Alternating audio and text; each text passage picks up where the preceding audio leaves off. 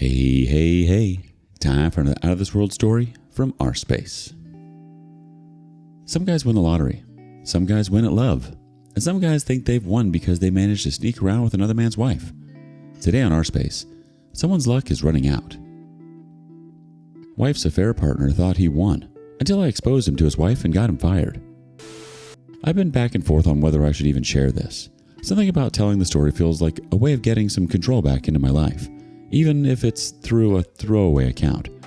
If nothing else, hopefully it will help me make sense of everything that's happened. Simple version. I found out my wife was cheating on me. That's the long story short of it. But the deeper version is that my wife and her affair partner were using his position to take advantage of me, my family, and his own family for the better part of a year. There are a ton of victims in this, and that's what hurts the most. And that's why I can't just forget it and move on. Something needs to be done. Back to the beginning of it all. I've, 38 male, been married to Emily, 36 female, for 10 years. A few weeks ago, I would have told you she was a devoted mother to our son, Jason, 6. Now, I'm not so sure. We lived a simple life. We had everything we needed as far as I was concerned. I worked a good job and spent as much time with my family as I could. Financially, we were pretty comfortable. My wife and I both worked, and all of our needs were covered. I did my best to be an active father and husband. We tried to have date nights once a week, though it usually ended up being twice a month. It's not always easy to find the time, but I made sure to find the time to give Jason enough attention. I did homework with him, played with him, and took him out skating whenever I could. I had friends who grew up with neglectful fathers, and I knew how much it messed them up, even into their adult years. I wasn't going to let that happen to my son. And that's what makes this whole thing so hard to swallow. I thought I was doing everything right. God knows I wasn't perfect, but I was putting in 100%. I thought I was being a good father, a good husband. I thought Emily appreciated that and that we were in this together. I thought a lot of things, and they were all wrong. It shouldn't have taken me by surprise. There were signs, but I overlooked them. Times she'd broken away early when I kissed her, the way she no longer looked forward to our date nights and would even cancel them sometimes. How she'd recently been too tired for sex but had the energy to stay up all night on her phone. In fact, for the past 2 months, there'd been no real intimacy between us at all. I blamed all that on stress. What gave it all away was a sign that was too big to ignore. I've been looking for something in our bedroom. I can't even remember what it was anymore. My search brought me to her underwear drawer when a blue bit of lace caught my eye. I immediately knew it had to be new, and I pulled it out. We've been married a decade, so I know her wardrobe as well as I know mine, especially the things she never wore for me. And this sheer, lacy number was something I'd never seen on her. There's no way I'd forget that. She hadn't bought lingerie for us in years. I had this odd icy sensation in my chest, but I didn't want to jump to the worst conclusion right away. I stood there for a moment, still holding the thing in my hands and trying to rationalize it. Maybe she'd bought it for me and just hadn't worked it up to surprising me yet. That was the only thing I could come up with that remotely made sense. But even that didn't sit right with me. She'd shown zero interest in sex for the past few months, which made it hard for me to believe she was planning on some sort of sexy surprise. I was still trying to convince myself that she wasn't cheating when I stuffed the lingerie back into the drawer, but I couldn't fool myself. A new piece of lingerie that she'd never worn for me?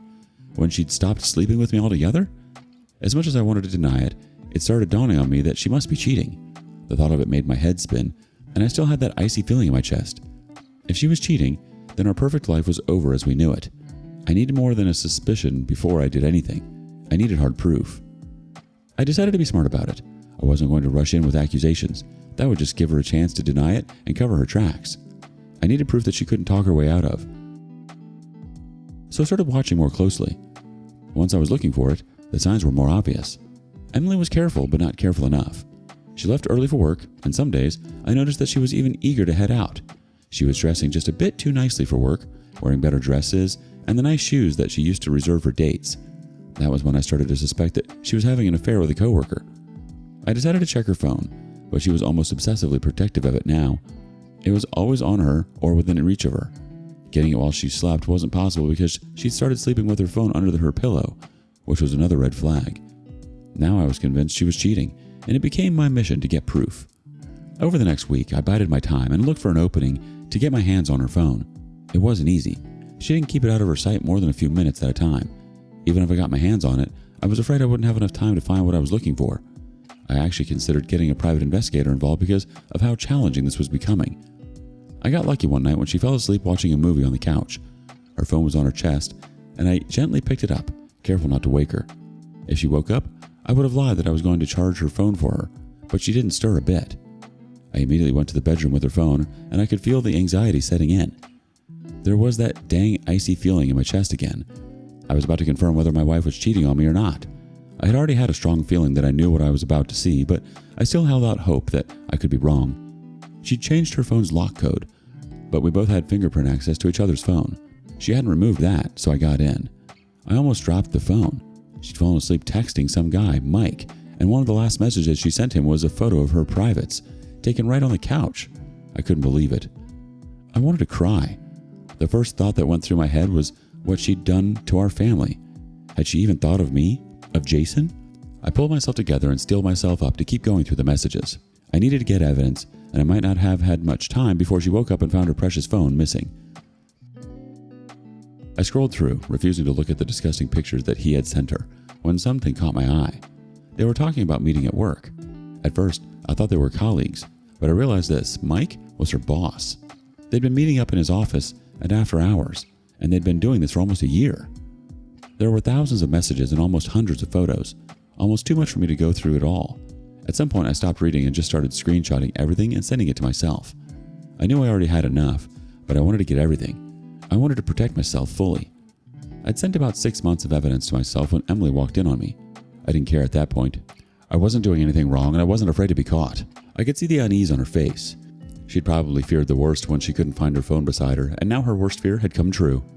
I expected her to cry or start apologizing, but all she did was ask why I had her phone. I didn't answer that question because the answer was pretty obvious. I just said, "You know what I found on here, right?" She ignored that and just said her phone was private. I wanted to laugh despite everything. Private? I asked if it was right for her to send nudes to her boss because her phone was private. I pushed on before she could say anything and asked if it was okay for her to sleep with her boss with her husband and child at home because her phone was private. She didn't say a word. She just had her lips pressed into a tight line. I scrolled back to the nude she'd sent her boss and tossed her phone to her. When she saw the picture, her eyes widened, and she said she could explain. She'd never meant for it to get this far. It hadn't meant anything at first, and things had spiraled out of her control. Out of control? I asked if she didn't have control of her hands and phone when she lifted her t-shirt to show her boss the goods while her son was in the other room. The mention of Jason seemed to trigger something.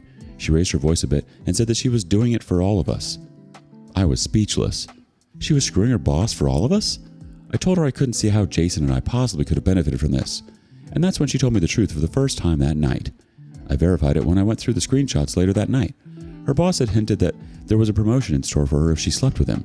She'd gone ahead with it, and nearly a year down the line, the mythical promotion was nowhere to be seen. I was angry before, but now I was just disappointed. I let her know that I'd never imagined that she could be so stupid. She slept with her boss for a promotion? She should have sued the company and found another place to work. I told her what I thought. She'd wanted to do it the whole time. The promotion thing was just a convenient excuse. We weren't strapped for cash. We didn't need a higher income to justify exchanging sex for promotion. She didn't like that. She started crying, insisting that it wasn't like that. She'd claimed that she'd felt pressured, that it was the only way for her to advance in her career. I didn't buy it. Why didn't she come to me? If she'd been pressured, why would she keep it going for a year? Why the late night messages? The nudes? The "I can't wait to feel you" texts? She started stammering out an excuse, but I told her to save her breath. There was no working through infidelity this deliberate. Our marriage was already over. She tried to bargain, saying she'd quit, she'd block Mike. We would work through this. But it was too late. Any of those things would have been a solution before she'd slept with him. I'm totally lost now. I don't want my marriage to be over, but I don't think I can forgive her either. Divorce is likely the only option. But how do I tell my son? Her claim that she did this for all of you is pure delusion. Cheating is never an act of love or sacrifice. It's selfish. It's reckless. And if she truly felt pressured into it, she should have come to you. She should have fought back against it. Should have handled it with integrity. Update. Things have been crazy since my last update. I got started with the divorce process immediately. That didn't make things any easier. Life just got more complicated, especially since we had a young son who was caught in the middle of it.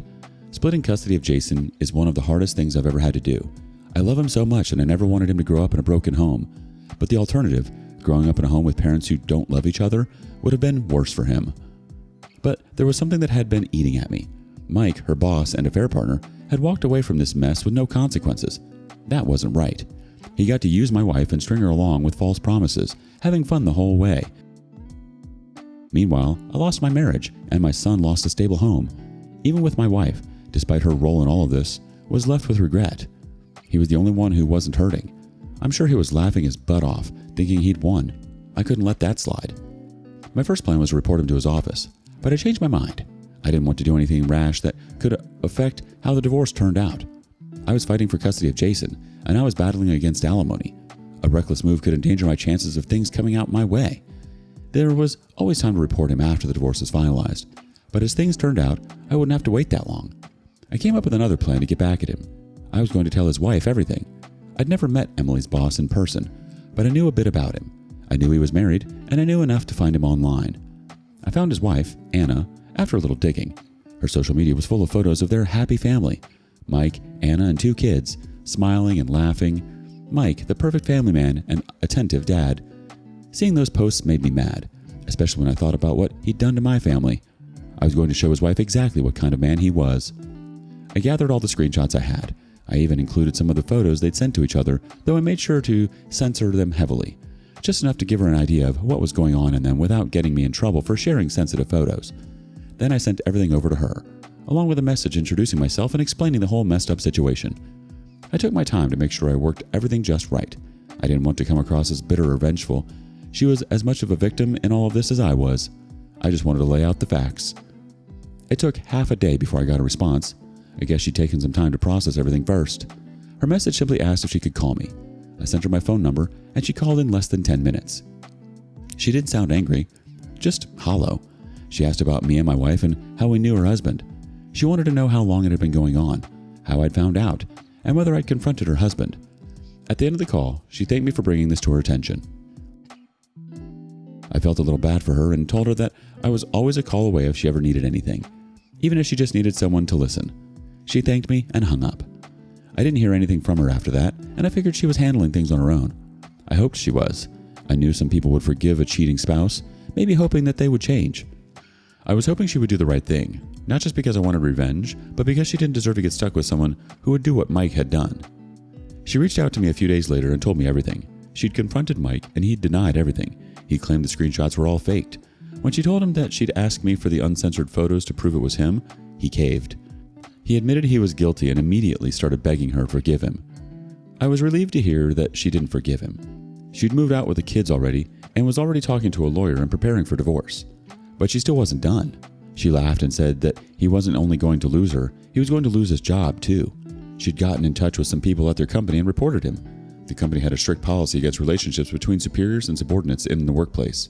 An investigation was ongoing, but Mike had already been suspended. It didn't take long for them to act.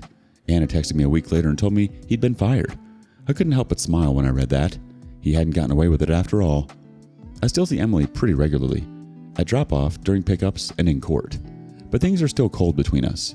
She just apologized more times than I can keep track of, but her regret doesn't change anything. The damage is done. She never mentioned anything about her boss being fired. I'm sure she knew I was behind it, but there was no point in bringing it up with me. It's not like I'd feel sorry for him or apologize for it.